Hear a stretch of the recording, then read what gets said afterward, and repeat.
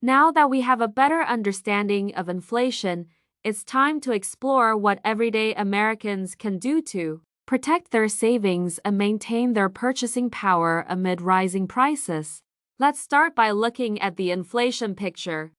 Ideally, we want a Goldilocks scenario, not too hot, not too cold. Here, we explain why a rapid drop in prices might sound appealing but could be problematic. It's an interesting question. A rapid decrease in prices would mean inflation is coming down. This week, everyone is anticipating the latest inflation report, which is expected to show a rate of 3.4%. This year, inflation has been higher than expected. Early estimates suggested the Federal Reserve might cut rates 6 times. But now that expectation has shifted to 3 potential hikes.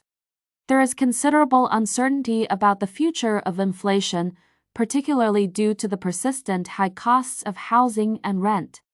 From a wealth perspective, what can consumers do to hedge against inflation? For those with money sitting in a bank account, it's advisable to move funds out of standard checking and savings accounts, which offer minimal interest. Consider transferring money to an online savings account with higher yields, such as those offered by Ally Bank, Barclays, Discover, or Amex.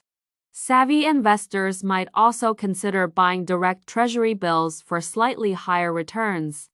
How do you choose the right high-yield savings account? It's not just about picking the one with the highest yield.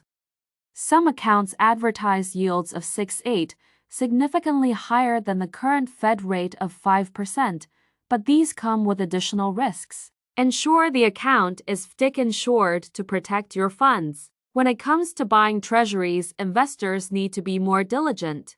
For example, purchasing a 3-month treasury yielding 5.4 minus 5.5 requires setting reminders to roll them over continually, whereas online savings accounts require just a one-time transfer. Finally, regarding asset allocation across different age groups, especially in light of the recent stock market rally driven by AI, those nearing retirement should consider their individual needs. Asset allocation should be based on time horizon, required rate of return, and risk tolerance.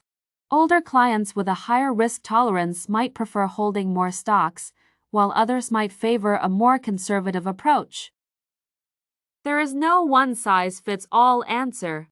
It depends on Thank you for watching, and don't forget to subscribe.